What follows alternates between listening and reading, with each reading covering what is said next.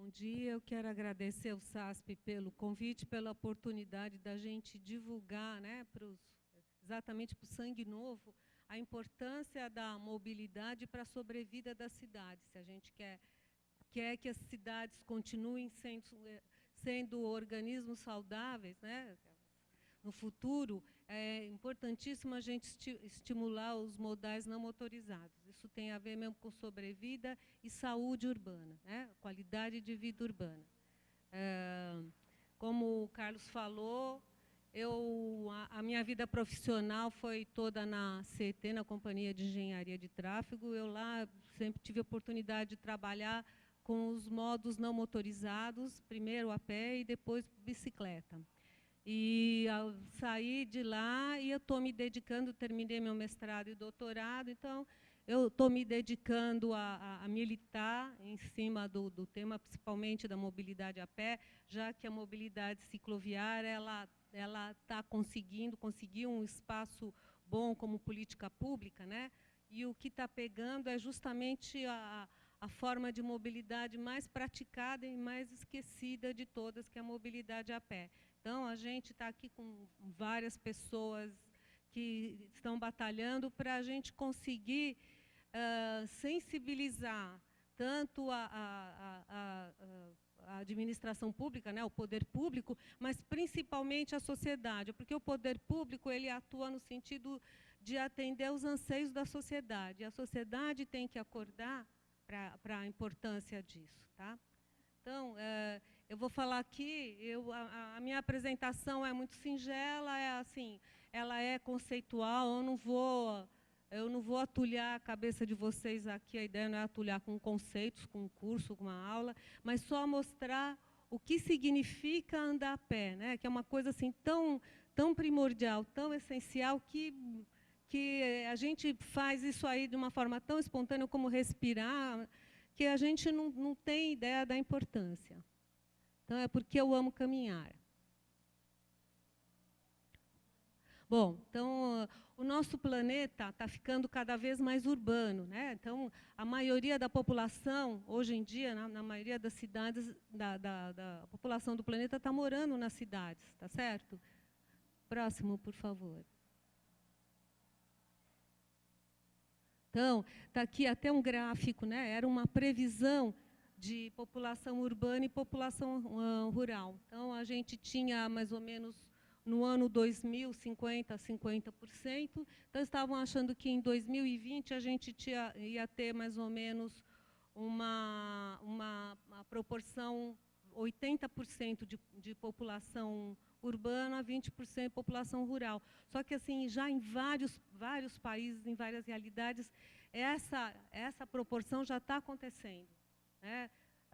Então, por exemplo, em vários estados brasileiros, a maioria das pessoas não está mais morando no campo, são vários fatores que colaboram para isso, né? Você não precisa mais de tanta mão de obra no campo, você pode ter as pessoas morando nas cidades, até porque as atividades na cidade elas se tornaram mais complexas, né? Com o setor terciário de serviços e tudo. Próximo. Então, o anterior, por favor. Aí. Então, em cima disso, para o futuro da cidade, para a gente pensar em que cidades, são cidades que vão ter cada vez mais pessoas, né, morando nesses organismos, que futuro que a gente quer? Porque se a cidade for crescer infinitamente, daqui a pouco nós vamos ter grandes conurbações. A gente vai ter um eixo que vai começar lá, no Rio Grande do Sul, e vai, aqui falando no Brasil, começa aí em Porto Alegre e vai terminar em Manaus, tudo grudado uma coisa na outra. E não é por aí. A gente, como planejadores, como futuros planejadores, gestores na área que tudo envolve mobilidade, a gente pode até trabalhar na área de habitação, trabalhar num outro tipo de serviço, mas tudo envolve mobilidade, né? Mobilidade é um meio que as pessoas conseguem desenvolver as suas atividades. Então, a gente tem que pensar qual é a forma de mobilidade que a gente vai adotar para o nosso cotidiano, para o nosso dia a dia, né? Será que é isso que a gente quer, esse monte de, né, que é o que a gente vivencia hoje em dia, né? A nossa cidade, ela foi, todo o planejamento dela foi pensado para priorizar o tráfego motorizado, o automóvel, né?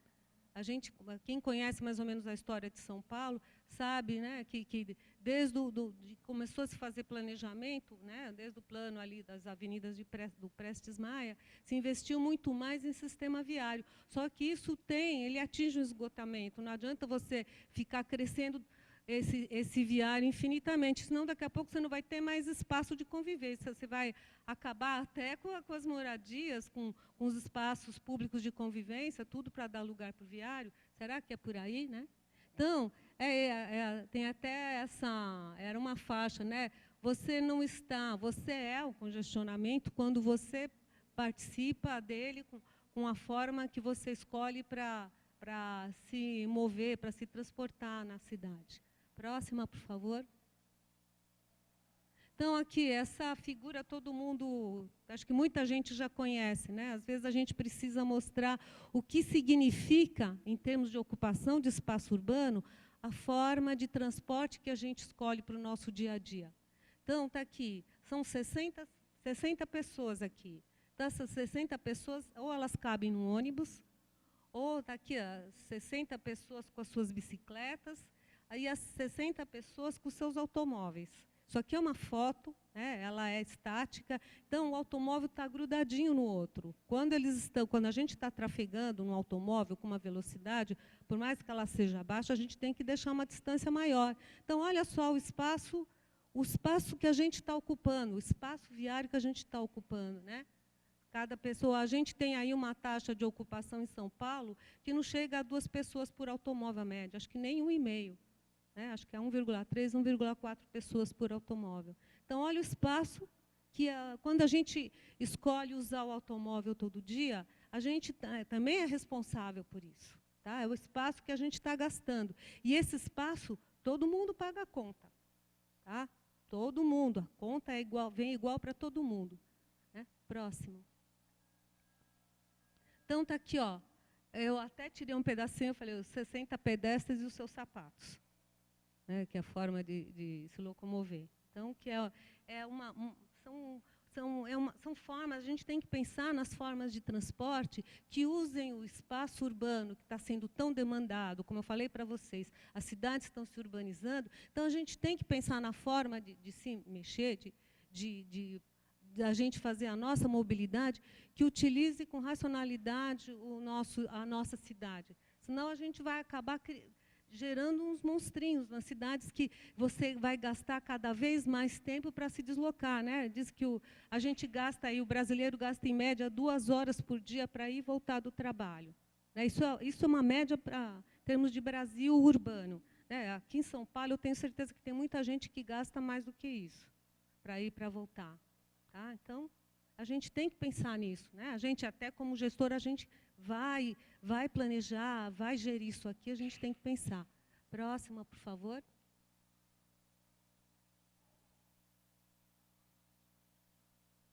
Então, aqui, eu estava falando do custo. Todo mundo paga essa conta. Isso aqui foi um cálculo feito aí lá no Canadá, mas é a conta, por exemplo. O uso do viário é feito por todo mundo.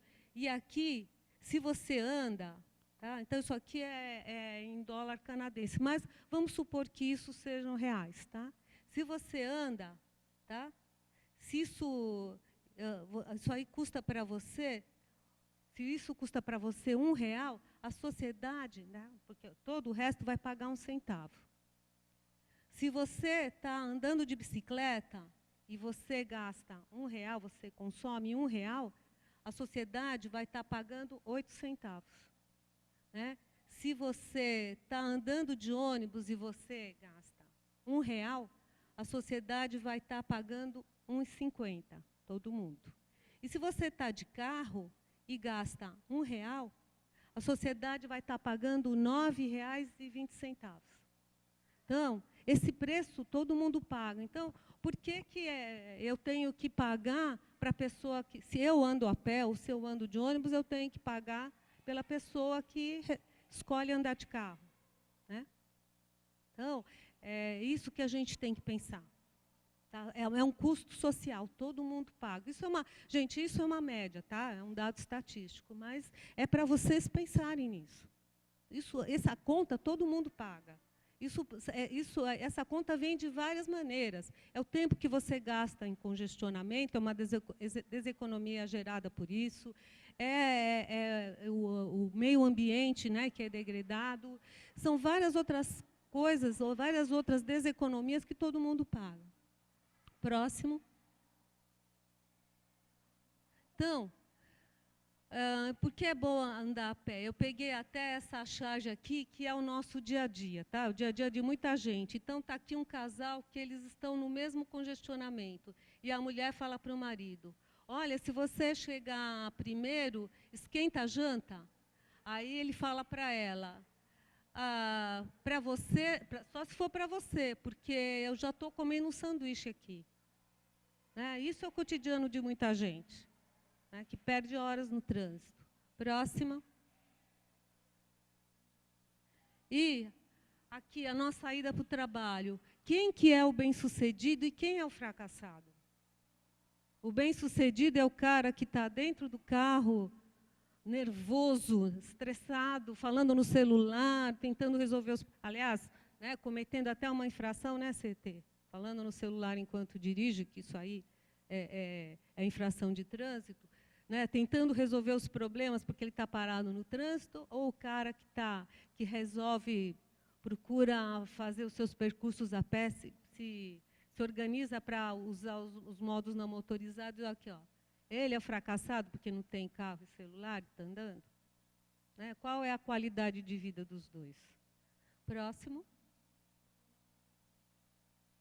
E aqui, né, isso aqui é um diálogo maluco, né, de trabalho. Né? Então, às vezes, a gente acaba caindo numa roda viva aí, e sem perceber. Então, aqui é um cara que ele é um reclamão, é um chato. Né? É o diálogo do chato, mas é um diálogo real. Então, ele fala, olha, eu odeio dirigir, mas eu preciso do carro para chegar no trabalho. Aí, para o mesmo cara que ele dá carona e senta do lado dele, né, coitado, tem uma paciência para aguentar a reclamação, ele fala, olha, eu odeio o meu trabalho, mas eu preciso dele para pagar a despesa com o carro. Né? Então, precisa ver se a gente não está caindo nesse moto perpétuo aí, nessa roda viva. Próximo. Então, o que acontece quando a gente começa a caminhar? Né? Então, vamos pensar para a gente mesmo. A gente tem mais disposição, mais saúde, mais equilíbrio emocional. Andar a pé é extremamente relaxante. Enquanto você caminha, você vai pensando nos seus problemas, às vezes aparece a solução. Né? O próprio exercício físico, né, a gente sabe que ele produz endorfina, que é um hormônio que é do bem-estar. Então, isso às vezes ajuda você a desestressar e resolver seus problemas. Né? Menos as doenças causadas pela vida sedentária. Menos diabetes, menos hipertensão, né, menos obesidade, menos estresse. Né? Próximo. Outra coisa, até o tráfego, né, o tráfego motorizado em geral, ele é diretamente, ou inversamente, ele está inversamente relacionado com a nossa sociabilização, né, com os nossos vizinhos, com o nosso entorno. Isso tem a ver não só com qualidade de vida, a gente o ser humano, né, é um ser social. Então, é bom a gente ter relações de vizinhança, qualquer tipo de relação familiar e relações de vizinhança também. Isso está também diretamente ligado à segurança. Né, a segurança patrimonial. Né? Não adianta você cercar sua casa, colocar câmera de segurança, cachorro bravo. Às vezes vale a pena ter alguém, uma vigilância informal, do que você colocar um vigilante, um guarda, enfim, né? Arame farpado, caco de vidro. Então, isso aqui é uma relação inversamente. Quanto mais trânsito, aqui foi uma pesquisa feita nos Estados Unidos já há algum tempo. Então, foi um sociólogo que ele relacionou a quantidade de trânsito que passa numa rua com a quantidade de amigos e conhecidos que você tem. Então, resumidamente, ele chegou... Eu não trouxe os números aqui, mas se vocês procurarem na internet, vocês vão ver mais ou menos a quantidade de amigos e conhecidos, e é inversamente proporcional à intensidade de tráfego motorizado que passa na rua. Então, esses tracejadinhos aqui, que parecem umas redinhas, então, olha, ruas com mais veículos, a relação social é menor. E ruas com menos veículos, então, olha, que tem muito mais relações, todo mundo se conhece, são ruas locais que você conhece seus vizinhos. Isso é muito bom para todo mundo. Né? Mesmo que você tenha vizinho chato, mas eles são importantes, porque às vezes, na hora do... Né? Às vezes tem vizinho que é chato, mas às vezes na hora do sufoco, ele vai te ajudar. Né? Por exemplo, se a gente se estatelar numa calçada ruim, então, às vezes, teu vizinho está aí, ele te ajuda a chegar na tua casa. Né? Aquele vizinho chato que você não gosta de cumprimentar, mas é o que está passando ali do teu lado, ele ajuda você a erguer e chegar na sua casa. Então, isso é importantíssimo. Próximo. Bom, mais economia, né? Redução de despesa. Outro dia, eu ouvi uma conta no telejornal falando que quem tem carro tem calcular uma despesa média de R$ 1.300 por mês. R$ 1.300 por mês. Né? Que é manutenção, né? Mecânica, combustível, seguro, os impostos. Né? Além da conta que os outros também pagam pelo fato de você usar o carro, né? que aquelas despesas que a gente viu na figura. Então, isso aí é muito mais economia. A gente gasta a nossa energia e vai gastar um pouquinho mais de sola de sapato. Né? Os fabricantes de sapato agradecem, eu não tenho nada a ver com nenhum fabricante de sapato. Pelo amor de Deus, nenhum fabricante de tênis. Próximo.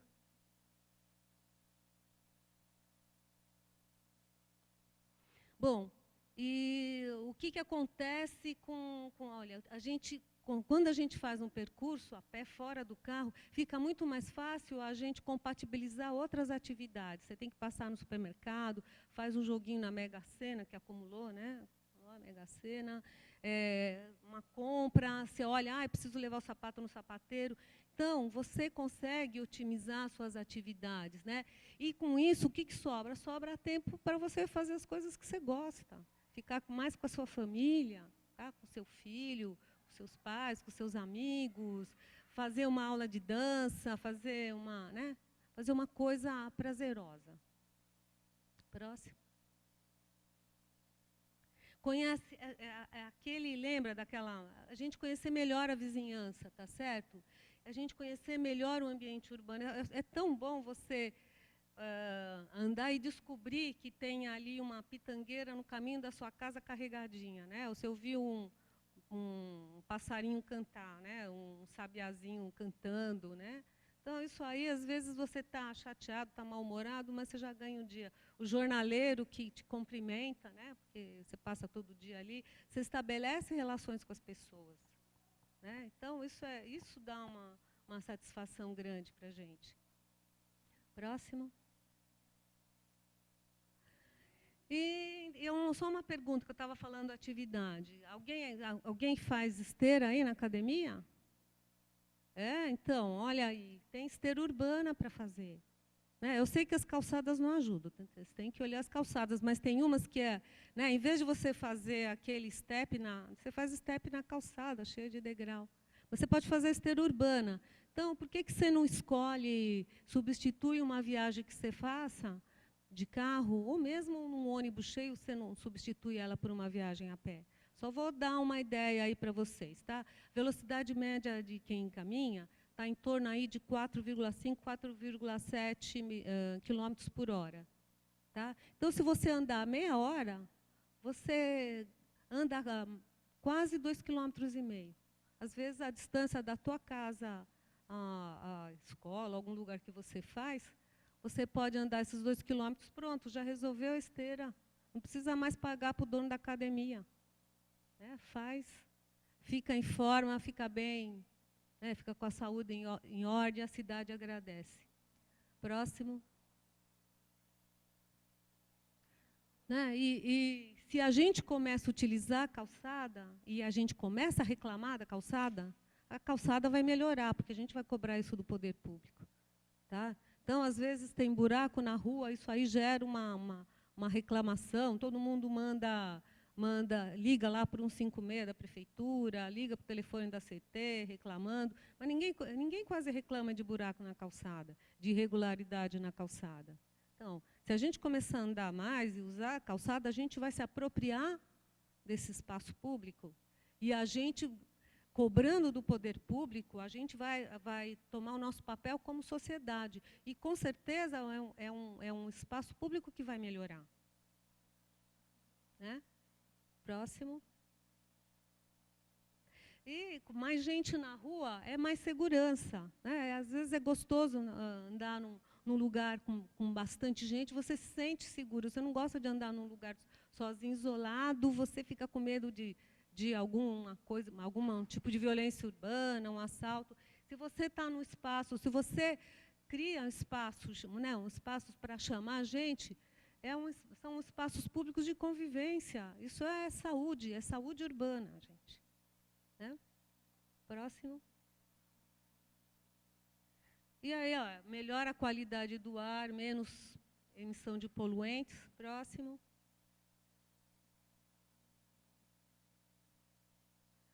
As cidades, se a gente cobra, né, e a gente colabora, se a gente passa mais nas ruas, as ruas vão ficando mais bonitas. Até o próprio responsável pela calçada, ele vai se sentir estimulado para melhorar. Né? Então, se você fica na sua zona de conforto, dentro da sua latinha, você vai passar por um lugar, os lugares do entorno, né, que seriam as calçadas, os espaços de convivência de caminhada, eles não têm por que eles melhorarem. Mas se você vai lá e ocupa, e cobra da sociedade, cobra do poder público, com certeza esses espaços vão melhorar. Né? Próximo. E terminando aqui a minha fala, é a questão, que tipo de cidade que a gente quer viver? Tá certo? A gente pensar. Então, a gente é responsável para definir essas cidades, principalmente a gente aqui da nossa área. Né? E é isso aí, pessoal. Obrigada.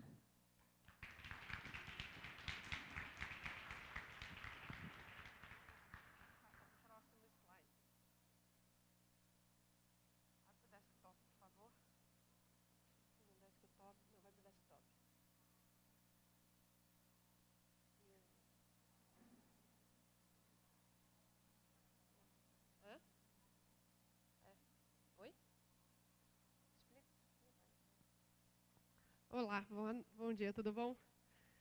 Obrigada, Meli. Depois vamos abrir para pergunta assim que acabar às 4, a gente tenta ser mais rápido, depois a gente abre para pergunta para todo mundo, pode ser?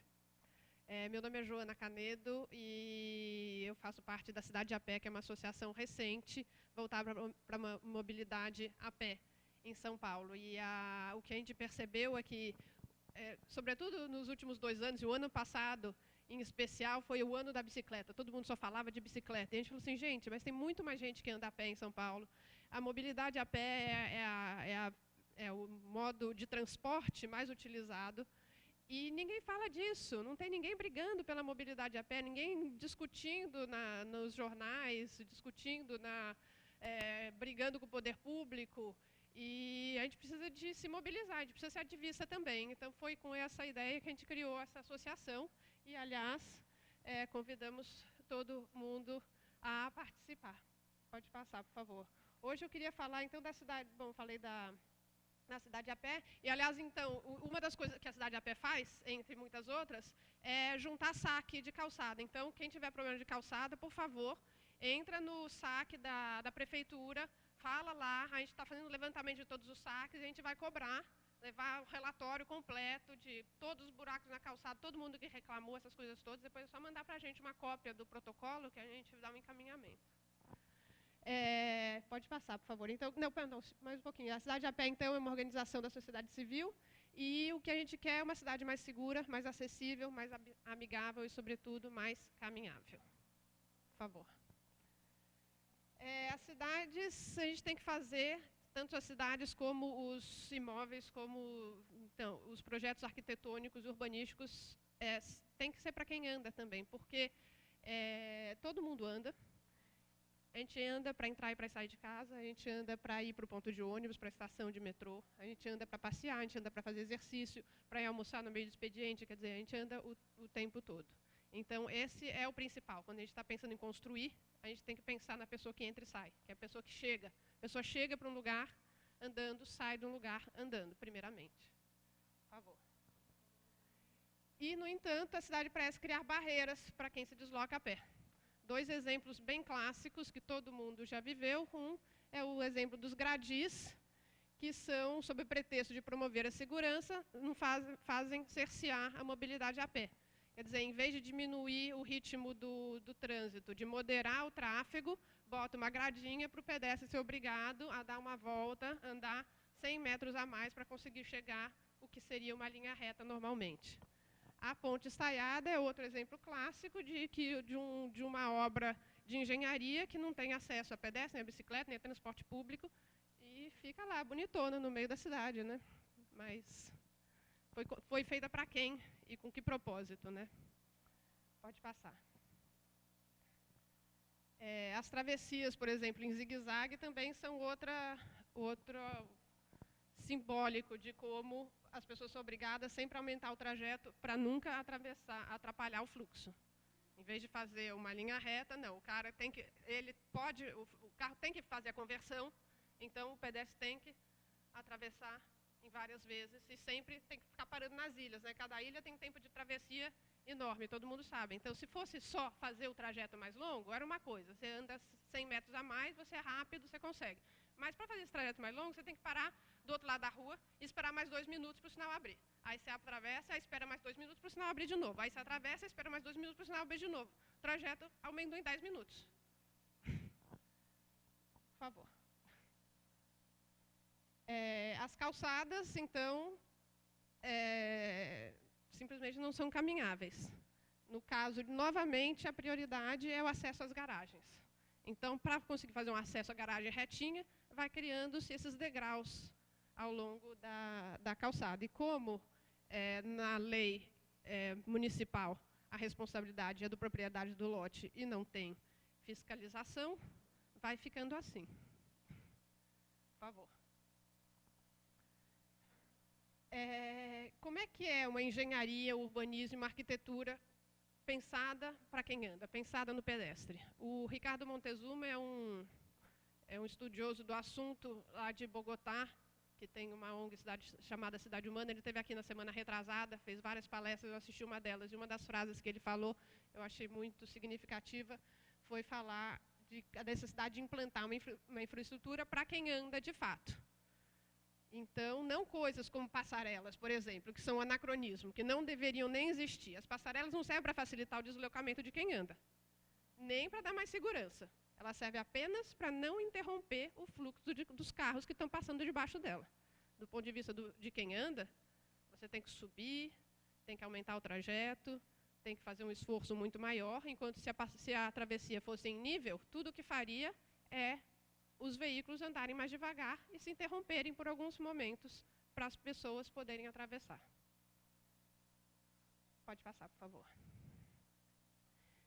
Outro exemplo que eu peguei dessa semana, não sei se vocês leram uma entrevista que o Walter Caldana deu para o Instituto Cidade em Movimento.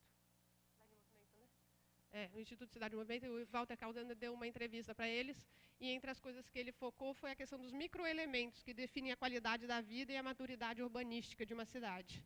Ele citou 4 microelementos: arborização, calçada, anúncio, poluição visual e sistema de informação para o pedestre. Eu acho esses 4 itens fundamentais. Eu concordo em tudo com eles. Sistema de informação, por exemplo, é nulo na cidade de São Paulo, né? A arborização é super necessária para a sombra, para a temperatura, para a poluição, para 1000 coisas, e, no entanto, as pessoas tendem a querer derrubar as árvores porque suja a calha, suja a rua, né? Coisas do tipo. Quebra a calçada, mas se você plantar uma árvore com raiz pivotante, não quebra a calçada. E se cuidar do canteiro da árvore também, abrindo bem, não cimentando o tronco, ela também não morre, não cai em cima de alguém, nem de um carro. Mas também tem outros pontos que ele não tocou, e eu vou dar só 3 exemplos, que é acessibilidade, bancos e banheiros. A rua precisa de mais lugares para as pessoas que estão andando repousar, precisa de banheiro público, coisas assim. E eu vou focar na questão da acessibilidade, que eu não estou falando de acessibilidade em termos de acessibilidade universal, mas em termos de ter acesso aos lugares, chegar ao ambiente construído, conseguir acessar a cidade e acessar os seus prédios. Pode passar, por favor. Nesse sentido, a acessibilidade é assim, tem desde a questão de calçadas mesmo, na porta de casa. Então, essa aqui é uma calçada recente, o arquiteto fez um projeto paisagístico lindo, botou plantinha de um lado, vai botar plantinha do outro, fez todo um projeto bem legal, super bacana, e conseguiu fazer uma calçada em que tem um espaço entre essas lajotas, então qualquer pessoa tropeça. Uma cadeira de roda não consegue passar com segurança. Quer dizer, teve toda uma elaboração do projeto e não pensa na coisa básica, que é o acesso da pessoa na rua, a pessoa entrar na casa. Próximo, por favor. Outras coisas bem básicas do nosso cotidiano é a estação de metrô, então, ou de trem, né? Faz uma estação de metrô, de trem, linda, não sei o que lá, e esquece que todas essas pessoas, quando o trem chega na estação, elas têm que sair para ir para o trabalho.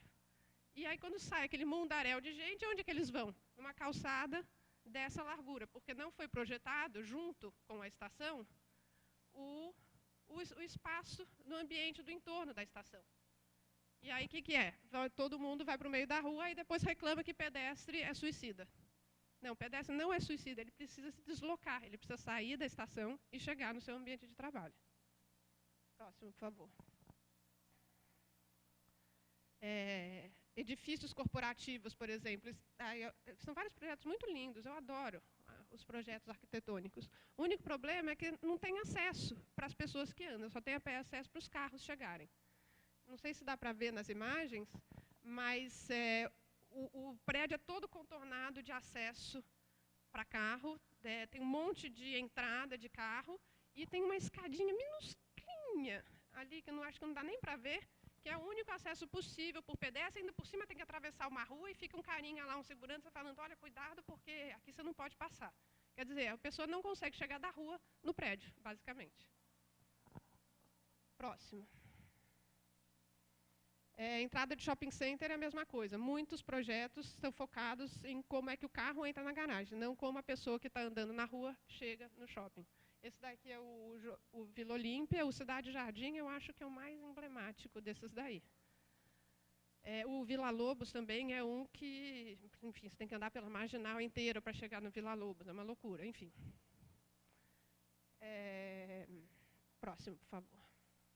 E, finalmente, esse daqui é meu último exemplo, que se vocês não viram ainda, o vídeo está lá embaixo, mas são a Renata Falzoni, do Bike é Legal, que fez um trabalho sobre as praças impossíveis.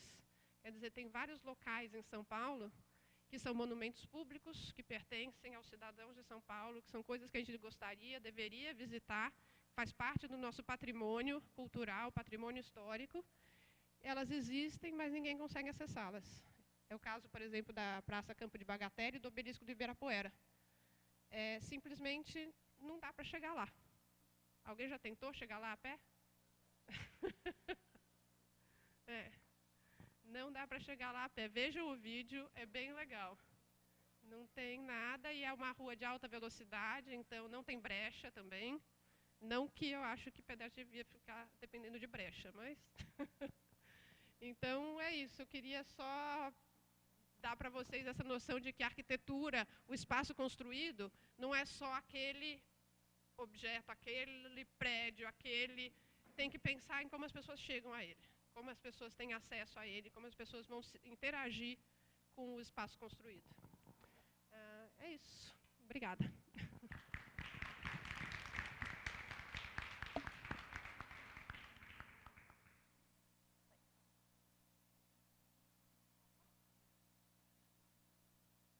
Oi, pessoal, eu sou a Nara, eu sou participante do Cidade a Pé também, mas hoje eu estou representando o Sampa Pé. Pode passar. Ih.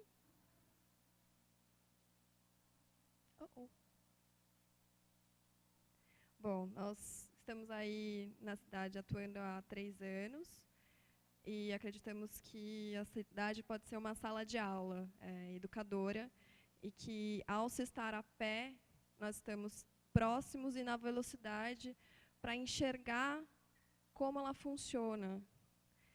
Pode passar. Ih. O Andrew vai dar uma ajudada. Então, na verdade, o que nós estamos buscando é que seja uma cidade mais humana, pelo nosso olhar, pelos nossos pés, nós conseguimos modificá-la.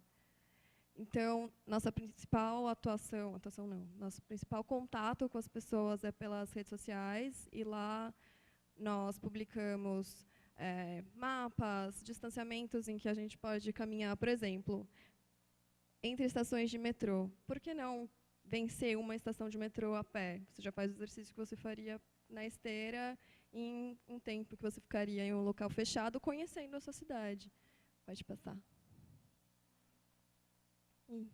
E nós publicamos também algumas imagens que incentivem essas caminhadas. Então, o que você precisa para caminhar? Alguns memes, algumas piadas, assim como a Meli mostrou na apresentação dela, qual um kit básico, fazendo com que as pessoas se sintam mais incentivadas nessa caminhada durante o dia.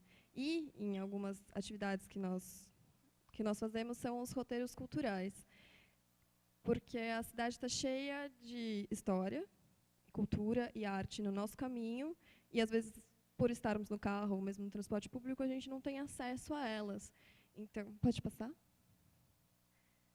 Pode passar de novo? Então, em 3 anos já foram feitos 70 passeios que atingiram mais ou menos 2.000 pessoas em várias áreas da cidade, não só no centro, como fomos para o Belém, para Santana, em que se conhece a área em que se está, no local em que você está, andando. Pode passar. E nesses passeios, nesses roteiros culturais, a gente incentiva que as pessoas olhem para o espaço com um olhar crítico.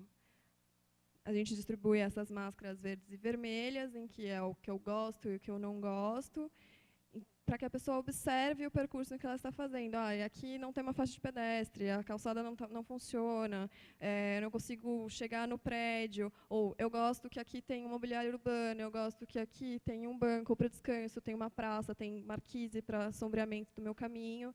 E também, junto com outros coletivos, como Bela Rua, curativos urbanos, fazer com que as pessoas façam pequenas intervenções nesses caminhos. Então, a calçada está quebrada. Então, simbolicamente, colocar um curativo urbano para chamar a atenção de que aquilo está acontecendo. Ou eu gosto que essa praça funcione com corações, adesivos, exatamente para incentivar o olhar atento para o espaço em que a gente está percorrendo. Pode passar. E, recentemente, pode passar de novo, nós começamos esse andando com autoridades, caminhando com autoridades. Nós fizemos um percurso junto com outros coletivos e associações do secretário de Transportes de Matato, da casa dele, na Vila Mariana, até o gabinete. Nós fomos caminhando, então, 6 quilômetros, que foi uma caminhada que demorou mais ou menos 1h30, porque só quem caminha consegue enxergar as situações que nós passamos. Então, é muito fácil implementar algumas soluções que são tidas como segurança para o pedestre, como o gradil, só que, ao caminhar, perceber que isso não funciona, que isso tira o fluxo natural do pedestre. Então, aconteceram situações como essa, em que nós chegamos na esquina da Vergueiro e tinha um gradil, precisaria ser feito todo um retorno no caminho, e o Gilmar Tato mesmo acabou atravessando no lugar em que não havia faixa de pedestre para que tivesse a continuidade desse fluxo, né, a linha do desejo do pedestre. Ou então lugares em que não se tinha faixa de pedestre, não se tinha calçadas. Então, isso gera um olhar crítico no político para que outras ações sejam implementadas, né, melhores ações para os pedestres sejam implementadas. Isso aconteceu em setembro, pode passar. Nós fizemos também um convite ao prefeito no dia 23 de agosto para fazer o percurso caminhando. Isso foi o dia em que a Bernardino de Campos, da ciclovia, foi inaugurada. Fizemos o convite pessoalmente. Ele fez o percurso no dia do pedestre, no Dia Mundial Sem Carro, dia 22 de setembro. Nós não o acompanhamos, mas é muito importante que um político ou gestor da nossa cidade veja as soluções que vêm sendo implementadas e quais são as situações pelas quais nós estamos passando no nosso dia, para que futuramente elas sejam melhores. Pode passar. Bom, eu vou ler um textinho rápido, que minha memória não vai me ajudar a lembrar ele tal qual. Isso é uma reflexão de uma arquiteta recém-formada, vamos dizer assim. Então, sempre foi muito marcante para mim a primeira aula sobre o novo projeto, arquitetônico ou urbano, dada no local da nova tarefa. Então, nós percorríamos algumas quadras a pé, acompanhadas pelos professores, e nos eram passados alguns dados da formação do bairro, prédios históricos, organização das vias automotoras, e eu quase sempre retornava para sozinha com um ou grupo de amigos que agregavam com um novo ponto de vista sobre o espaço. Essas visitas geravam aqueles mapinhas coloridos de uso e ocupação de solo, gabarito, conservação, manutenção, interesse histórico. Pode ir passando. Áreas verdes, rios, as vias arteriais, os locais, transportes públicos, as nossas fotos de prédios, das pessoas que ali circulam, que vivem, que trabalham. No final das contas, para mim, essa é a aula mais importante, não é mesmo? É onde todas as nossas camadas da nossa grade curricular, pode parar, onde todas as nossas camadas de grade curricular se tocam, que são pelos nossos pés e pelos nossos olhos. Ela nos faz vivenciar, observar sua dinâmica. Onde está a lojinha, a padaria, a venda, o boteco que todo mundo frequenta, e até as áreas marginais, a boca, o puteiro. Onde as crianças brincam? Quem são as figuras-chave da área? Por onde as pessoas atravessam? Há conexões pelo meio de quadra, praças, galerias comerciais, térreos abertos? Onde está o ponto de ônibus? Onde está a estação de metrô, a creche? Onde as pessoas se sentem mais seguras? Pode passar. Pode passar de novo. E onde as pessoas se sentem mais inseguras? Essa imagem bem emblemática, é uma peça de teatro que foi feita pela Rua, no Bom Retiro, do Teatro da Vertigem, e que a crítica deles era diferente, era sobre o mundo da moda, os processos ilegais das pessoas que trabalham com moda. Mas eu acho muito emblemático de da rua toda vazia, os manequins fazendo as vezes das pessoas, porque, afinal de contas, onde está vazio, as pessoas se sentem o quê? Inseguras, né? E essas reflexões nada mais são do que entender a identidade e vocação daquele local. E era só após esse processo todo que a gente podia intervir de uma forma mais adequada, humana, e que o projeto final não fosse uma obra desconexa com a região e as suas necessidades. E aí eu percebo facilmente que, na nossa vida profissional, isso foi muito perdido. E que nós estamos muito mais preocupados com o lote e suas regras. Qual é recuo, qual é a área de ventilação e insolação mínimos, taxa de ocupação, número de vagas e, principalmente, com o lucro. Pode passar. E a gente gera espaços como esses, murados. Você tem vontade de passar aí a pé? Eu não tenho vontade de passar aí a pé. Enquanto a gente poderia, pode passar, incluir gentilezas urbanas. Pode passar. Então, áreas verdes que reduzem o calor e dão sombra para quem passa, marquises como abrigo e proteção das chuvas, bancos que são para o descanso, lixeiras e etc. Pode passar. Então, que a gentileza, nossa gentileza como arquiteto, gere gentileza urbana, humana. Então, pode passar. E, aliás, hoje é o Dia Mundial da Gentileza, olha só. O ato de andar vai muito além de se deslocar de um ponto A até um ponto B.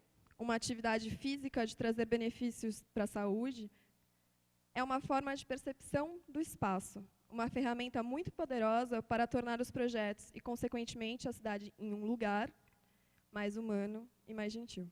É isso. Obrigada.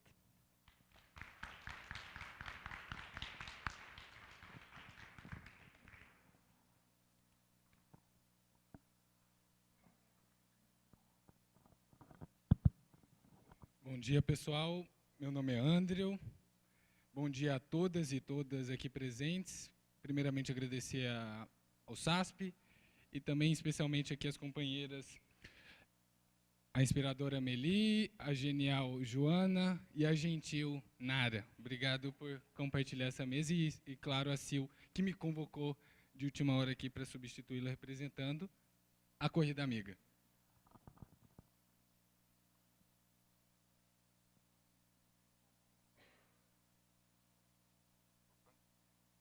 Apareceu, voltou. Então, pessoal, aqui representando a Corrida Amiga, para falar um pouquinho, eu especialmente gosto do termo, não da mobilidade, eu uso mobilidade não motorizada pelo vício, mas eu tenho, aos poucos, tentado usar mais mobilidade ativa e, recentemente, mobilidade saudável. A gente está pensando em mudar os paradigmas e descentrar do carro e ir para as pessoas. Por favor. Então, falando exatamente do carro e suas relações sociais, como as companheiras aqui tocaram e dialogaram, como o carro, na verdade, ele não somente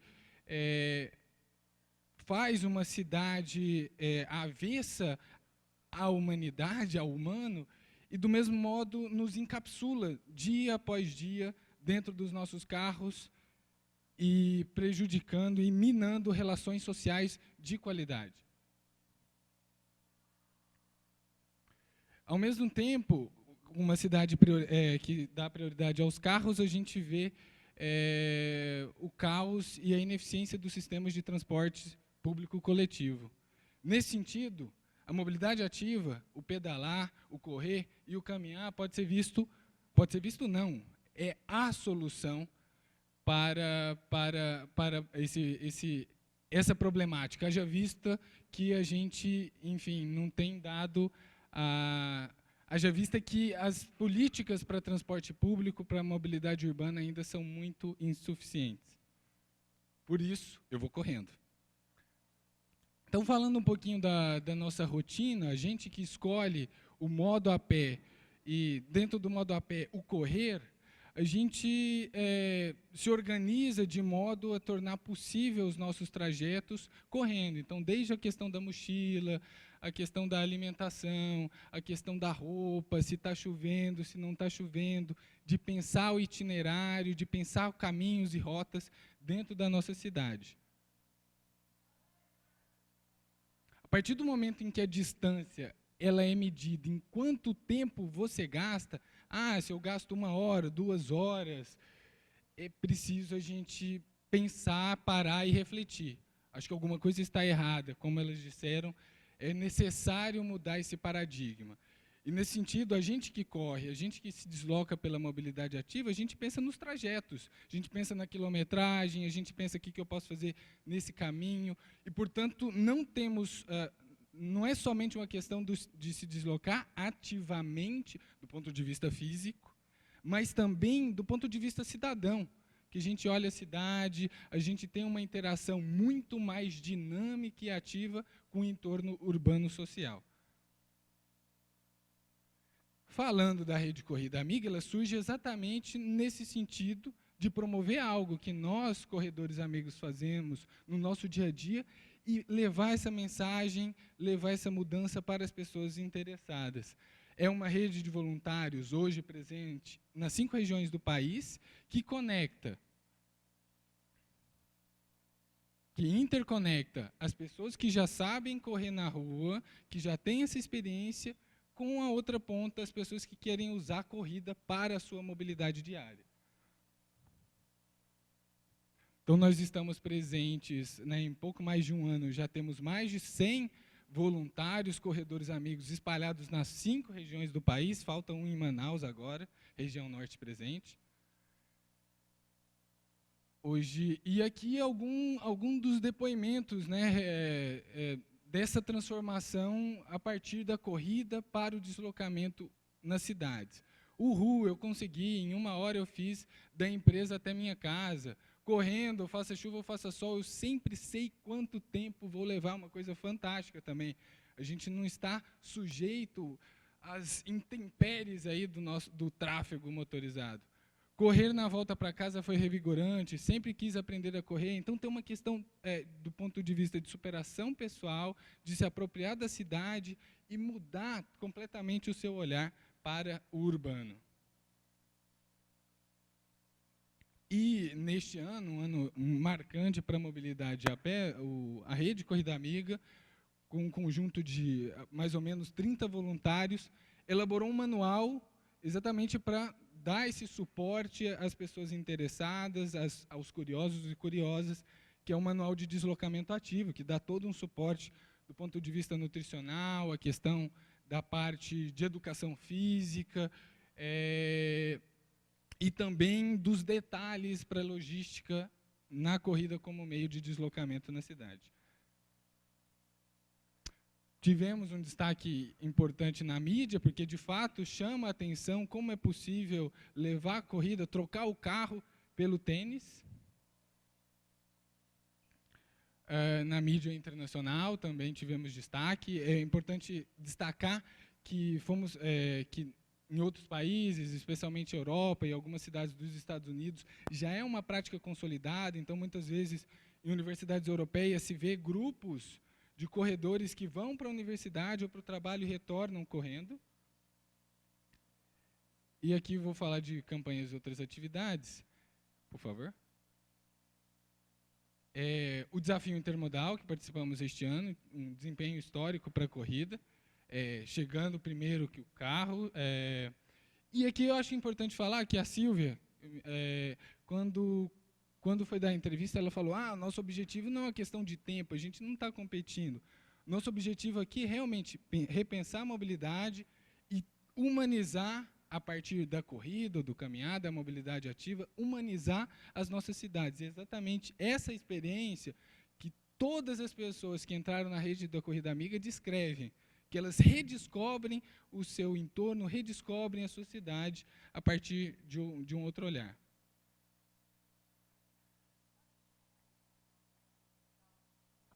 Me desculpa. O Desafio Intermodal é um evento que faz parte anualmente aqui na cidade de São Paulo da Semana de Mobilidade. E no Desafio Intermodal o objetivo é testar os diversos modos nas suas diversidades. Então, tem cadeirante com cadeira motorizada, cadeirante que usa ônibus, bicicleta com metrô, e nós, representando a mobilidade ativa, fomos correndo, saímos da Berrine e tivemos que chegar à prefeitura algo em torno de 10 quilômetros, e fizemos em 51 minutos e 51 segundos. Mas aí, nossa, eu tenho que correr. Os caminhantes também foram mais eficientes que os carros, né? Não só em questão de tempo, e além do que a Meli já falou, evidentemente, a mobilidade ativa é infinitamente mais eficiente. O caminhante gastou 1 hora, nós gastamos 51 minutos correndo, o caminhante gastou 1 hora e 10 minutos, e o táxi gastou 1 hora e 5 minutos.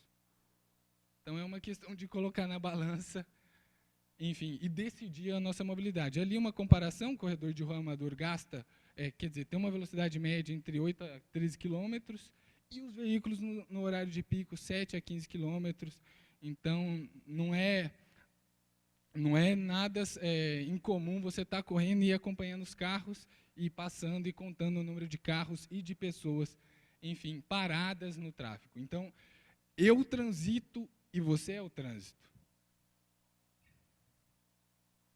E, exatamente como já foi citado, ao caminhar e ao correr, os nossos olhos se transformam diante do urbano. Então, ao ocupar o espaço público, ao ocupar as calçadas, a gente quer melhorias nessa infraestrutura. Então, a gente está falando também de uma cidadania ativa. A gente quer transformar essa cidade. E, nesse sentido, a Corrida Amiga promoveu uma campanha em parceria com o aplicativo Cidadera, que é chamada Calçada Cilada. Então, nós mobilizamos a rede de corredores amigos para, ao longo dos seus trajetos, irem observando essas calçadas ciladas, esses pontos deficientes da infraestrutura para a mobilidade a pé. Então, essa rede realizou a campanha, nossa rede realizou essa campanha no Brasil inteiro, levantando 291 ocorrências em 41 municípios e 16 estados do Brasil. Destaque para 3 cidades, incluindo a capital, Potiguar, Natal, que nos contactou, a prefeitura nos contactou exatamente para ter acesso a esses dados. Ou seja, é possível, a partir dessa cidadania ativa, impactar nas nossas cidades, transformar na nossa realidade, enfim, e tendo melhores calçadas, no caso. Um dos grandes parceiros nossos é o Desbravadores de Sampa, que promove corridas temáticas com o objetivo de descobrir a cidade de São Paulo, também de humanizá-la. Neste caso, aí, a corrida cultural, em que nós passamos por diversos pontos culturais da cidade de São Paulo. Fizemos a corrida multimodal para provar vários modos e refletir exatamente acerca da questão dos modos de transporte e neste domingo realizamos o desbravamento para dar as boas-vindas aos imigrantes na cidade de São Paulo. É um grande parceiro nosso em busca de humanizar a cidade de São Paulo. Então, de novo, por que tem tanta gente correndo por aí? Porque nós somamos. Nós, como rede, uma pessoa vai levando a outra, nós fortalecemos movimentos, e pensando nesse movimento da mobilidade ativa, aqui é a Silvia, o meu amigo Edu, correndo no dia da manifestação em prol da ciclovia da Paulista. Então, não existe isso, você é da bicicleta, você é caminhante, você é da cadeira de rodas. Pelo contrário, o movimento aqui é integrado em prol da mobilidade ativa, em prol de transformar essa cidade. E nós vencemos. Buscamos uma cidade melhor, repensando o uso do espaço urbano. Proporcionamos experiências inesquecíveis. Mas, afinal, isso tudo seria uma utopia? Tem uma frase muito forte aqui, uma citação do Eduardo Galeano, que diz isso. A utopia está lá no horizonte. Me aproximo 2 passos, ela se afasta 2 passos. Caminho 10 passos e o horizonte corre 10 passos. Por mais que eu caminhe ou corra, jamais alcançarei. Para que serve a utopia? Serve para isso, para que eu não deixe de caminhar. E aqui está um resultado, a Paulista aberta, fruto dessa mobilização, fruto desse movimento integrado, fruto desses nossos desejos e sonhos, dessa utopia, desse nosso horizonte de transformar a cidade de São Paulo. Quem não se movimenta, não sente as correntes que o prendem. Muito obrigado e lutemos pela mobilidade ativa.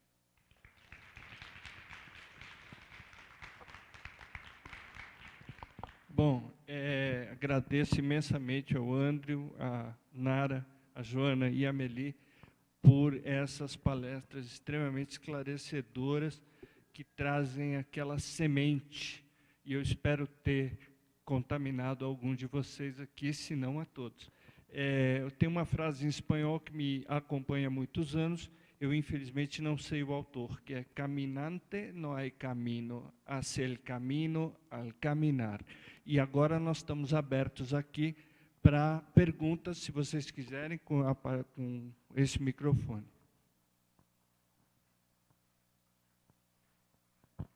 Eu queria fazer um comentário, na verdade, porque, boa noite, ou melhor, bom dia a todos. Edson Viana, eu sou da Companhia de Engenharia de Tráfego, o Alexandre está com a gente aqui também, é da CT. Queria parabenizar a palestra de todos, que foi muito boa. Meli, que é uma militante do sistema de caminhar a pé pela cidade, dentro da CET, a gente trabalha numa companhia, a Meli trabalhou na CET um tempo, eu trabalho na CET ainda.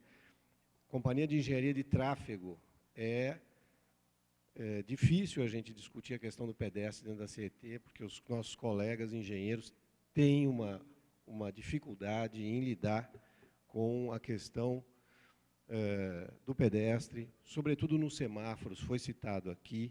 O Alexandre tem uma ideia bastante revolucionária com relação a isso. Eu gostaria até que ele falasse depois sobre esse assunto, para esclarecer um pouco, né?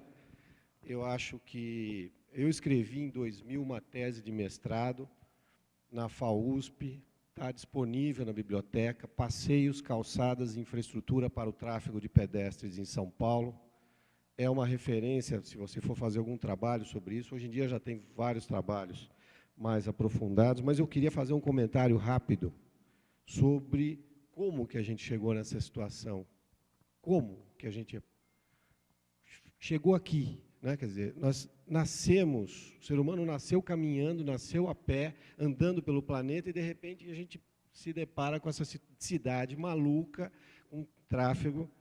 E eu acho que esse desafio, né, de discutir isso, ela remete a gente à questão econômica. Juscelino Kubitschek, para não entrar muito nessa discussão, aprofundar muito, né, nós temos uma dependência, somos dependentes de 4 coisas de borracha, de 4 rodas de borracha, somos dependentes disso. E nós, para conseguir romper com isso, nós temos que quebrar essa dependência econômica do automóvel. Você paga, quando coloca 1 litro de combustível no automóvel, você está pagando quase 50% de impostos, 17% de CMS, PIS, COFINS e CID. A gente, se nós tirássemos o automóvel do cenário do país hoje, eu acho que nós iríamos à falência, porque toda a economia depende do automóvel. Nós pagamos parte significativa das nossas vidas de trabalho atrás de questões do automóvel. Então, nós temos que pensar, não é só a cidade, nós temos que pensar a economia, como que a gente vai sustentar, né, os impostos sobre esse aspecto. Eu queria fazer um comentário também sobre os outros modos de transporte que foram destruídos por esse movimento econômico. Por exemplo, o transporte ferroviário. Muitos de vocês são mais jovens, você lembra como a gente ia para Bauru de trem, nós atravessávamos o Pantanal de trem, tirávamos fotografias de Jacaré, Açu, de dentro de um trem, que era um charme aquele trem. Tinha um vagão-restaurante que dava para comer um sanduichinho legal, uma cerveja. Era espetacular aquilo. Acabou. Isso acabou. Nós viajávamos o interior do estado todo de trem. Os europeus não abrem mão disso. O modelo de concessão ferroviário nacional foi feito no final dos anos 90, foi um fracasso, acabou com a ferrovia. A ferrovia hoje é só para transportar carga, antes levava passageiro. 2 sobreviveram. Uma ferrovia que leva passageiros para São Luís, de Carajá para São Luís, e Vitória Minas, só essas 2. O resto acabou. Os vagões de passageiros estão apodrecendo. Um outro desafio são os projetos ruins de metrô de São Paulo. O metrô, a estação Pinheiros do metrô é uma loucura. A quantidade, um negócio é redondo, e você tem um sistema retangular, que é um sistema de 3 escadas rolantes, 3 lances de escadas rolantes altíssimas. É perigosíssimo aquilo, porque de vez em quando cai um de lá de cima, cai uma mala de um cara lá em cima na cabeça do outro que está embaixo. É maluco. Os franceses resolveram isso em Paris, atravessando, isso tudo para atravessar o Rio Pinheiros.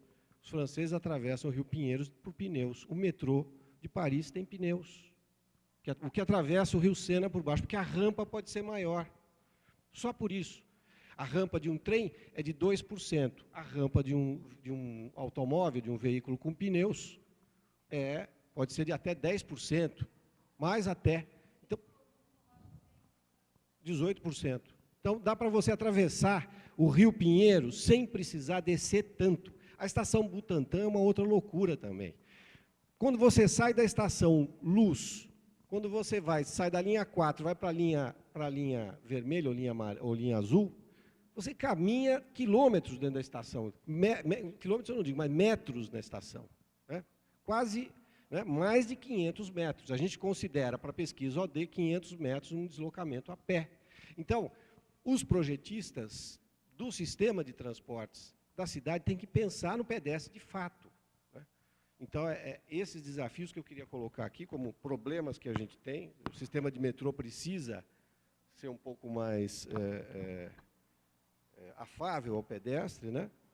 E a questão das marginais, onde você tem um sistema ferroviário de pedestres que não atravessa o rio. Quer dizer, você tem a passarela, muito bonita, inclusive as passarelas de acesso às estações, só que elas podiam atravessar para o outro lado do rio e trazer o pedestre, atravessar o outro lado do rio e as outras marginais também, já que nós fazemos obras de arte para os carros. Com relação à falta de passeio nas pontes, é ilegal.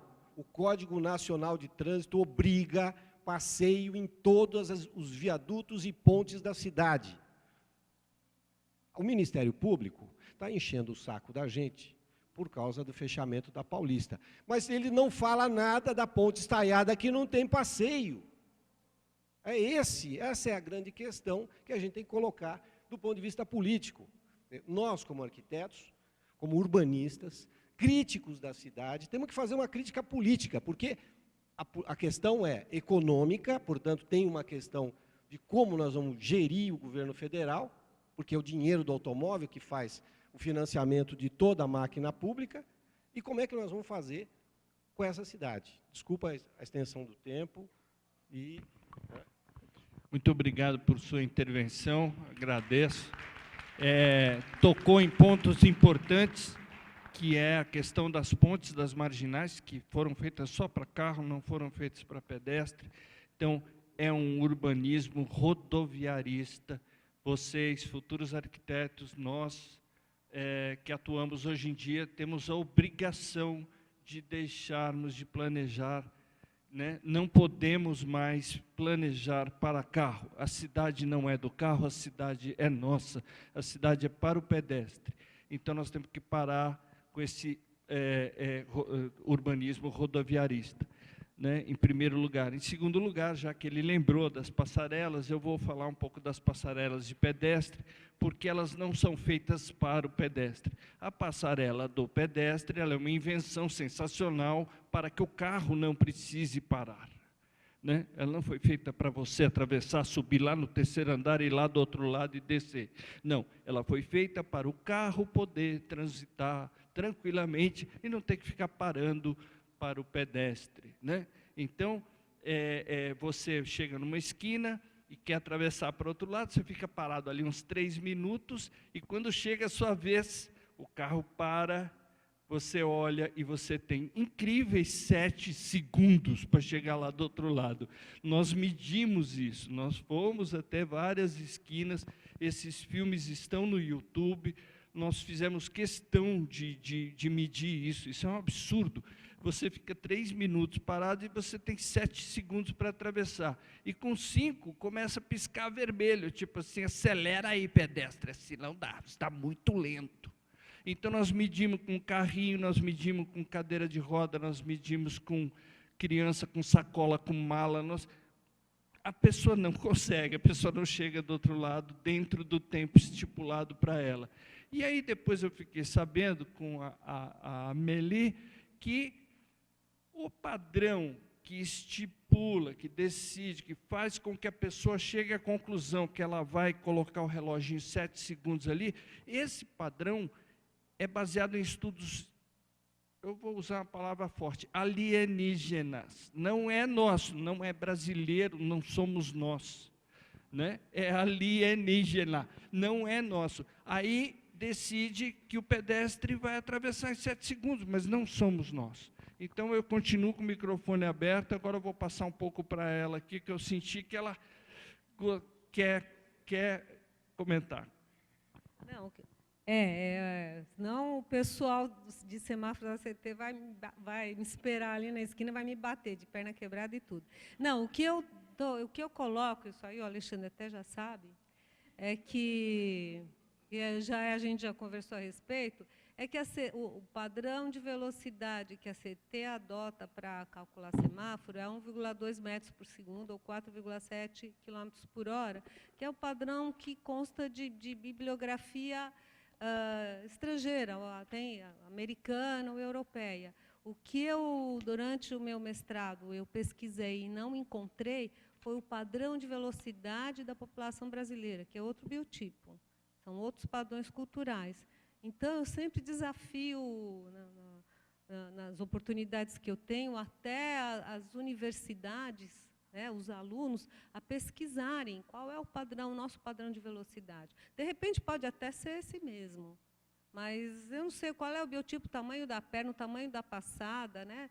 O país é tão grande, a velocidade do pedestre em Porto Alegre é a mesma velocidade de Salvador, por exemplo? Não sei, eu acho que era um uma coisa para valer a pena, né? Não é alienígenas vindo de outro planeta. Deixa eu aproveitar e também fazer uma colocação em cima até da fala do colega aqui, do Edson, a respeito da ACT. Né? Eu trabalhei lá há muito tempo e, realmente, a ACT ela tem um foco, uma preocupação muito grande em priorizar o veículo, mas isso é resultado são de políticas públicas que existem desde de que começou a se planejar, o sistema viário começou a se planejar a mobilidade em São Paulo. Né? Se vocês, nas universidades, veem que, mais ou menos, os primeiros planos viários feitos já, né, no início do século passado. Então, se optou por fazer um plano de avenidas, ou seja, priorizar o automóvel. Então, mesmo as sucessivas políticas públicas, né, que a gente teve até então, né, desde aquela época, porque a Light veio com um plano de já fazer faixa exclusiva, né, para o bonde na São João, ela veio com um plano era um metrô circular ali, mais ou menos rodando na rótula. Né? Não vou nem entrar no mérito aí da eficiência da Light ou não, isso aí é um outro assunto, mas acabou se optando, não, vamos fazer as avenidas, porque elas elas que vão dar apoio à forma de circular na cidade. Tá? Foi uma decisão política que se tomou na época. E tudo que veio acaba sendo sucessão disso. Né? E nunca teve, em nenhum momento, salvo algumas exceções, algum tipo de priorização para outra mobilidade que não fosse a mobilidade motorizada individual. E isso acabou formando a cultura até das pessoas que prestam serviços. Né? E essas pessoas também, elas acabam recebendo pressão da sociedade. Né? Eu acho que, ultimamente, que os modos ativos, né, a mobilidade a pé e a mobilidade cicloviária, têm ganhado mais ênfase na mídia, na opinião pública. Mas, se você for perguntar para as pessoas, o mundo acha perfeitamente, não, salvo a gente que questiona, né, que fica revoltado com isso, mas tem muita gente que está conformada. Ou então, às vezes, se tem um congestionamento monstro, um buraco, isso aí acaba aparecendo nos principais jornais. Né? E, assim, quando falam um grande acidente de trânsito, e as várias pessoas, né, o atropelamento é o acidente de trânsito que mais mata. Né? 45% aqui em São Paulo, e mais ou menos em termos brasileiros também, em torno de 50% dos óbitos em acidentes de trânsito são atropelamentos. Atropelamento é um acidente de trânsito com pedestre. Tá? Então, a maioria inclusive, ultimamente, a gente ficou sabendo que o atropelamento agora se tornou a primeira causa de morte de crianças até 10 anos, não por causas naturais. Né? Assim, então, é uma violência muito grande. Tá certo?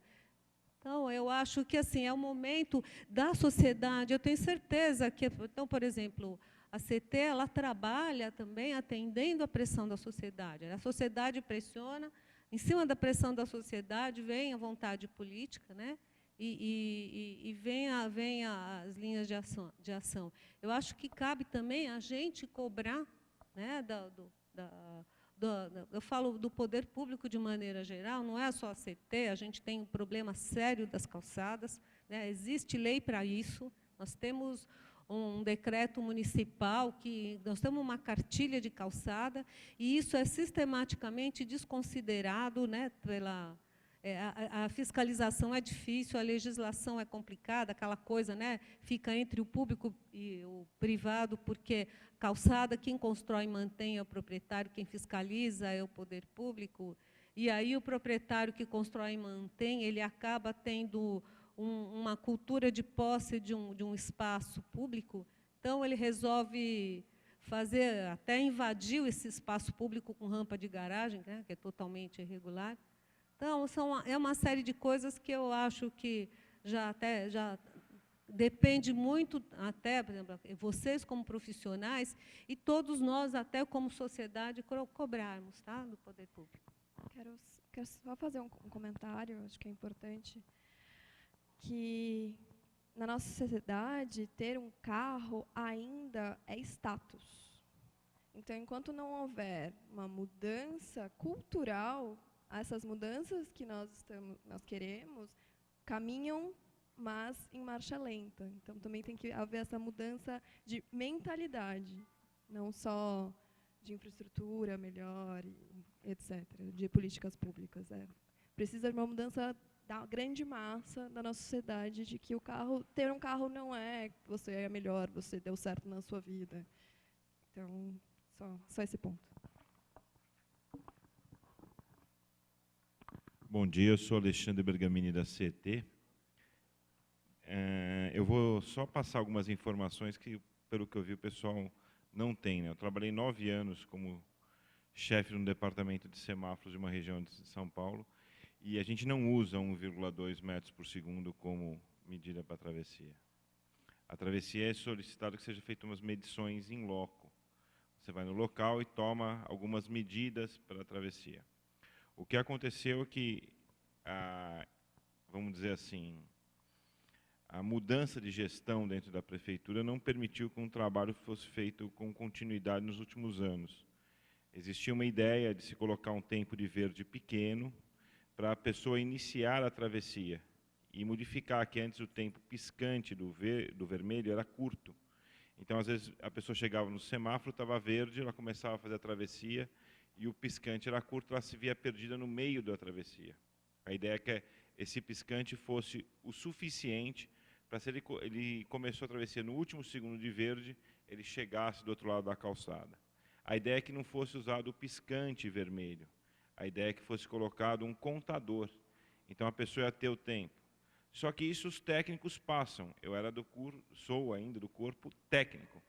E aí o político resolve modificar, porque ou é mais barato, ou uma empresa vai e vende um outro modelo e acaba aplicando de uma forma que não é a técnica.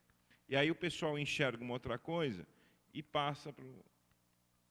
Era muito interessante quando vocês fizessem os passeios, não chamassem só o político, chama o técnico para ir junto.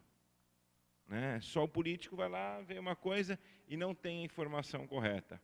Outra informação que está incorreta. A calçada ela não é pública ou privada, a calçada é pública. Depois do Código de 97, a calçada passa a ser parte integrante da via. Então, não tem como a prefeitura fazer uma legislação muito bonita, uma cartilha da calçada e mandar o proprietário arrumar. Quem tem que arrumar a calçada é a prefeitura. Isso é uma transferência cômoda para ninguém ser culpado. Quando a calçada for, de fato, pública, a prefeitura faz como ela quer e, dentro do lote, nós, arquitetos, vamos resolver o projeto o melhor possível, dentro do lote. Certo? Tem mais 2 coisas que foram colocadas, deixa eu marcar aqui. Eu anotei para poder retornar. Outra coisa foi o que foi colocado do projeto, que ele falou que eu tenho. Não tenho nenhum projeto, na verdade, grandioso, nada. O que acontece é que, assim, tem uma frase de um político antigo que falava: se só tem no Brasil e não é jabuticaba, não serve. Né? Então, como é que você vai na Argentina, aqui do lado, e a travessia de semáforo para pedestre ocorre? O verde da transversal dá junto com o da avenida. E se o carro for mudar de direção, ele é obrigado a parar para você atravessar. Isso faz com que aquela espera que você colocou seja muito menor para o pedestre. E os ciclos do semáforo sejam menores. Então, as pessoas esperam menos. Todos, inclusive o carro. Só que isso não se consegue implantar aqui em São Paulo, porque foi implantada uma metodologia em 1900 e Guaraná com rolha, e não se aceita mudar. Então, fica o Alexandre lá brigando para mudar, e não conseguiu ainda. Mas isso já seria uma medida excelente. Em todo o mundo é assim. Nos Estados Unidos, na Europa, na Argentina, na Bolívia, vamos pensar países mais pobres, os países da África são assim, certo? Então, não é uma coisa que a gente está inventando, não é um projeto do Alexandre, é uma coisa geral. E só uma outra informação. Você falou que o status, né? Pega a OD de 2012. que saiu um dado que as pessoas que migraram para metrô e ônibus foram muito mais da classe A e B do que D e E. Então, assim, status é andar de metrô, é morar perto do metrô, isso que é status. Se você precisa do carro é porque você está morando num lugar muito ruim, você não consegue se deslocar. E se você olhar o mapa de metrô, ele está todo dentro da área mais valorizada da cidade. Tá bom? Só isso aí, só para responder. Muito obrigado. Eu acredito que foi muito esclarecedor, muito importante, né, essas intervenções. E, infelizmente, né, parece que vai ter um evento aqui nessa sala, eu não sei, está me dizendo que não, que está liberado, porque tinham me dito que era até meio-dia e que eu tinha que sair correndo e levar a cadeira nas costas. Né? Então, tá bom. Então, continuamos aqui enquanto vocês acharem agradável. Mais alguém quer comentar o que foi falado? Alguém quer fazer uma pergunta? Alexandre. Alguém deixou de assinar a lista? Alguém não ganhou caneta? Ninguém se manifesta. Gente, vamos aproveitar. É muito raro você ter essa qualidade de palestrante e auditório, tudo junto de uma vez. Boa tarde, meu nome é Laisa. Eu sou diretora do SASP, professora dessa galera aqui. Uma coisa que eu fiquei curiosa para saber como que vocês debatem dentro do coletivo de vocês a questão da política de uso do solo e de mobilidade a pé. Porque eu acho que lutar por uma cidade, né, que valorize a mobilidade a pé, também por uma cidade que tenha uma necessidade menor de grandes deslocamentos, né, que tenha uma oferta mais equilibrada de empregos na metrópole, de forma que a gente não precise, né, ter essa contradição de ter uma grande massa trabalhadora que precisa vir da extrema periferia para trabalhar aqui no centro de São Paulo. Então, acho que isso é um grande gargalo, né, um desafio para quem discute mobilidade a pé, e eu fiquei curiosa como é que vocês estão discutindo isso aí dentro dos coletivos. Infelizmente, a minha resposta vai ser no sentido de que são tantos os assuntos que, por mais que a gente queira se aprofundar nesse assunto também, tenha noção da importância disso, a gente até é uma oportunidade agora de convidar as pessoas que querem se juntar ao caldo para poder se aprofundar em temas que a gente não conseguiu ainda se aprofundar. Então, quem quiser vir. Por outro lado, tem duas coisas relacionadas a isso que a gente discute sempre. Eu acho que uma é a importância da intermodalidade. Quer dizer, a pé não significa só a pé necessariamente, significa que você vai chegar aos outros meios de transportes a pé, porque isso faz parte, não é nenhuma questão de opção. Então, por isso é importante. Quer dizer, quando eu venho para o centro, eu sempre faço um pedaço do trajeto de carro até o metrô, um pedaço do metrô, depois um pedaço de ônibus, depois um pedaço a pé. Quer dizer, faz parte usar vários meios de transporte dessa cidade.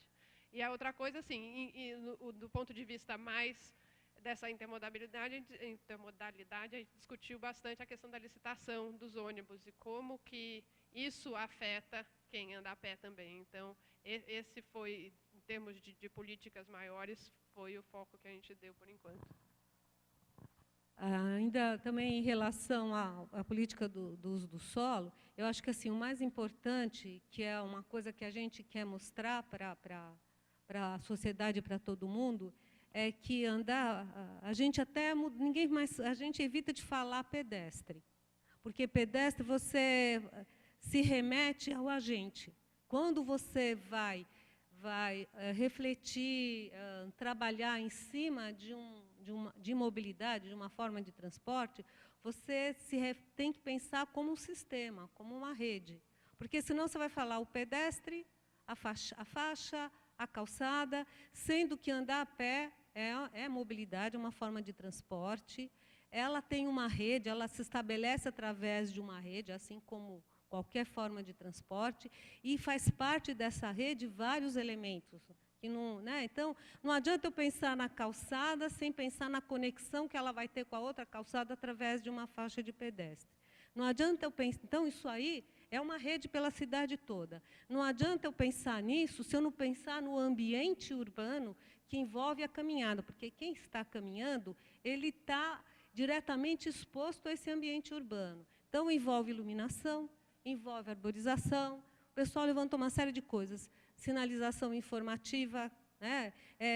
O que a gente percebe que tem muito nas ruas como solução, tem uma sinalização de turismo, que é para quem anda a pé, que ela interpreta o pedestre como se ele fosse um mini carro.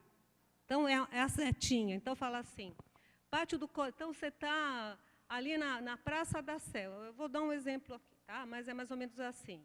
Então, sei lá, você está na frente do Conjunto Nacional. Aí tem uma setinha para frente dizendo MASP. Então, quer dizer, você vai para frente quanto? Né? Quem anda a pé precisa dessa informação. Se você for ver, mais ou menos, a sinalização de informação, de orientação, para quem é... E lá no alto. Por que é lá no alto? Porque senão você vai bater a cabeça com uma setinha. Quando você está andando a pé, você não tem... Isso aí é usado para o carro, porque o carro você tem um campo visual, é a velocidade. Então, você tem que receber informação quando você está dirigindo, trocando de marcha. Quando você está andando a pé, não, é outra coisa. Você pode parar num lugar, num painel, e consultar o mapa. Não tem velocidade, ninguém vai bater em você.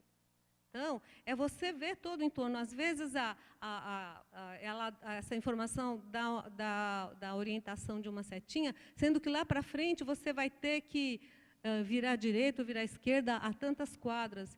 E isso aí vai ter que ficar se repetindo de quadra em quadra. E lá no alto, porque senão você vai bater a cabeça. Então, isso é interpretar quem anda a pé como se fosse o mesmo tipo de lógica que você usa para a mobilidade motorizada, numa escala reduzida. Então, é isso que a gente tem, você tem que repensar. Então, é toda essa infraestrutura que compõe a mobilidade a pé. Né? O banheiro, o banco, isso é importante. Não é... Né? Não é, quando muita gente fala de mobilidade a pé, que a gente fala conforto, muita gente acha que é luxo, né? Conforto não é luxo, conforto é necessidade. É ele que vai atrair o usuário para continuar utilizando aquele espaço, né? E não sair dele. Né? O subprefeito da Sé esteve aqui conosco na abertura do evento e informou que existem 7... número fantástico, cabalístico, existem 7 banheiros públicos na área da regional da Sé. Gente, isso é nada. Só um funciona. Tá sensacional. Como você vive assim? Não é possível, né? Então, é o que a Amélia acabou de falar, é questão de equipamento urbano. Então, a cada quadra tem um posto de gasolina, gente. Cadê o banheiro público? Né? Cadê o banco? O pedestre também estaciona, gente. Né? E nós, como arquitetos, temos uma visão especial para as questões de sinalização, né? De comunicação visual, de design. Então, isso faz parte, é da nossa profissão e é da nossa discussão. Né? Eu quero dar um aviso também, que todos esses coletivos têm página na internet, página no Facebook, é fácil procurar Sampa a Pé, Cidade a Pé, Corrida Amiga. O Cidade a Pé se reúne na Câmara Municipal toda última segunda-feira do mês, dia 30 agora vai ter. É transmitido ao vivo, basta entrar lá na página da Câmara Municipal, Sala Tiradentes, vocês podem assistir a reunião, se não quiserem ir até a Câmara. As nossas reuniões aqui, esses debates, todos estão sendo gravados e vão ser disponibilizados depois, então, quem quer rever aquela frase, parar para pensar, vai poder acessar, assistir de novo, os próprios coletivos vão poder divulgar a sua presença aqui conosco. E eu insisto, gente, vamos perguntar. Vamos. Cadê? Ela levantou, mas ela não é. Oh, que coisa. Vamos, gente, vamos. Pronto. Então, perguntando para o futuro da arquitetura e do urbanismo aqui presentes, eu queria saber se isso é meio alienígena, se a gente está com uma utopia muito distante, ou se vocês têm uma conexão, uma proximidade, um vínculo com o que a gente está falando. Gostaria de saber e botar o debate para o outro lado. Estamos tentando. Está perguntando para a plateia. E, olha, gente, se alguém precisar ir embora, se tiver alguém assim com o horário, né, apertado, precisar, eu, de minha parte, não vou segurar, não vou amarrar na cadeira e tal. Deixa eu passar o microfone. Eu queria comentar essa pergunta da seguinte forma. Você imagina a cidade antes das ciclovias, dessa rede. Nós tínhamos 62 quilômetros de ciclovias, que foi uma luta até, e na CET, a Meli trabalhou na equipe de ciclovias também para implantar as ciclovias. Você imaginava que a gente ia conseguir implantar uma rede de quase 500 quilômetros de ciclovias? Então, agora, isso aconteceu porque existe uma demanda política por outros modos de transporte. Os movimentos pelo passe livre, por exemplo, que são um fato, são um fenômeno. E são as primeiras manifestações que eu vejo do movimento da sociedade civil organizada por transporte a pé. São as três entidades que eu estou, os três grupos que estão se manifestando aqui. Então, a gente trabalhava com a questão do pedestre, mas não havia demanda da sociedade. Então, as coisas só vão se transformar quando houver a demanda. Então, tem que haver. Eu também trabalhei na subprefeitura do Jaçanã, Tremembé, e lá a gente conseguiu reformar uns quilômetros de calçada. Existe essa dificuldade da questão das calçadas que o Alexandre colocou, mas também existe uma outra dificuldade, que é o dinheiro. Como que a gente vai financiar isso, né? Agora, tem que ter prioridade para consertar as calçadas, né? Quando observei um proprietário que reformou a sua calçada e ele colocou uma cerâmica vitrificada na frente. Todo mundo ficou lindo, ficou maravilhoso. Todo mundo vinha tirar fotografia, mas o povo todo estava escorregando ali na frente. Quando chovia, então, era uma pista de esqui, de gelo. O pessoal pisava e saía escorregando. Então, o poder público tem que centralizar a forma de reparo dessas calçadas, né, como material. Hoje tem materiais drenantes que podem ser utilizados. Eu acho que a sociedade organizada pode cobrar do poder público de uma forma mais sistematizada. Gente, a Joana precisa ir, a Meli precisa ir. Então, eu acho que eu vou encerrar a mesa. Agradecer imensamente a presença de todos vocês e principalmente das nossas palestrantes, do Andrew também, que caiu aqui de paraquedas em última hora e foi muito legal. Nossa, eu estou emocionado. Muito obrigado, gente. Muito obrigado.